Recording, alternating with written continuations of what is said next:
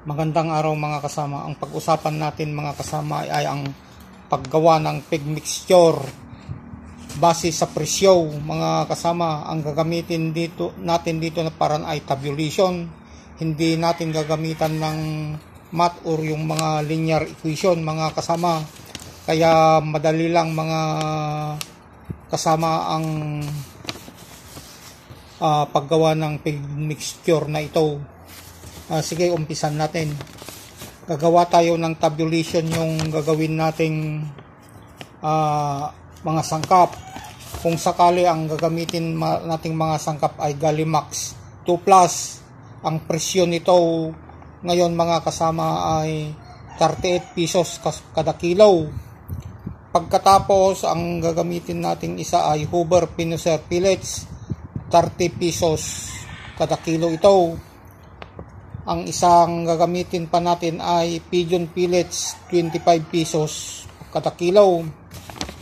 Kaya ang target natin dito na gagawin na feed mixture ay 35. Balak nating gumawa ng ganitong feed mixture para makatipid tayo na hindi ma-sacrifice yung quality.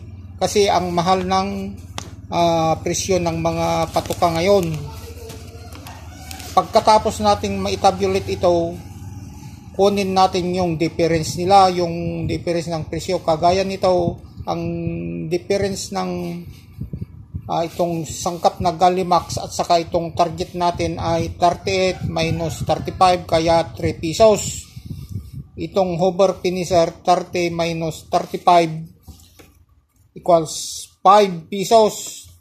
Itong Pigeon Pellets naman ay 25 minus 35 ay 10 pesos ang diferensya mga kasama. Ngayon, ang susunod na gawin natin ay yung alin dito ang pag-combine natin o pag-mixin natin mga kasama. Kaya ang isang pwedeng pag-mixin dito ay itong 25 at saka 30. Para itong 35 ay nasa pagitan. Yung pangalawa ay itong 30 at saka 30 kasi para nasa gitna yung itong presyo. Kaya gagawin natin. Itong una ay itong Gallimax to at saka Hoover Finisher. Kaya ang diferensya nila ay 3 at saka 5 para mahanap yung parts kung ilan ang Gallimax to at ilan ang finisher ay baliktarin lang natin ang diferensya. Kaya itong 3 ay magiging dito. Kaya ito na yung 3 parts na. 3 parts at saka 5. Yung isang gagawin nating kombinasyon ay itong 25. Itong Pigeon Pellets at saka Gallimax 2 Plus. Kaya yung difference na tray ay pupunta dito. Ito na yung parts ng Pigeon Pellets. Yung 10 na difference dito ay yan na ang parts ng Gallimax 2 Plus. Dalawang ulit na bali na gamit itong Gallimax 2 Plus. Kaya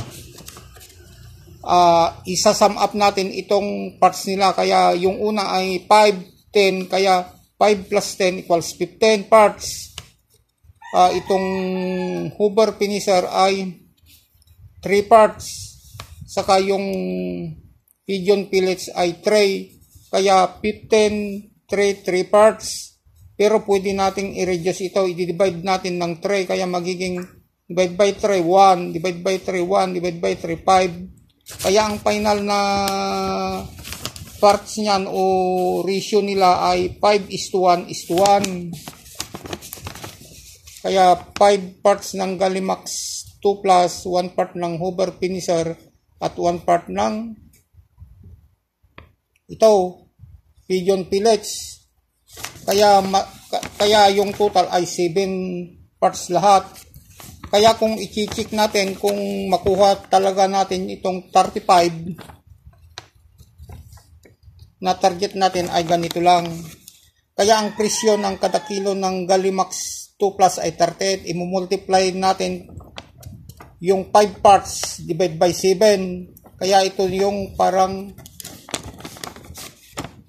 parte ng itong Gallimax sa total na feed mixture.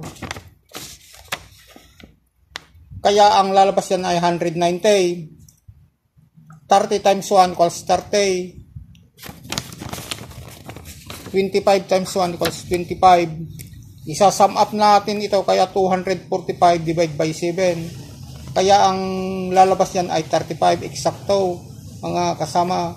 35 pesos kada kilogram ngayon yung presyo ng total na napaghalong 5 parts ng Gallimax 2 Plus, Hoover Finisher at saka Pigeon Pellets. Kaya ganito lang ang pag-compute, paggawa ng pig mixture, mga kasama, base sa presyo. Kaya tabulation ang nagamit. Kaya ang dali, wala na, hindi na kailangan yung linear equation, mga kasama. Sa susunod, mga kasama, ay ang tatalakayin ko ay yung crude protein, kung paano ang paggawa ng feeds base sa crude protein o metabolizable energy o ano, mga kasama.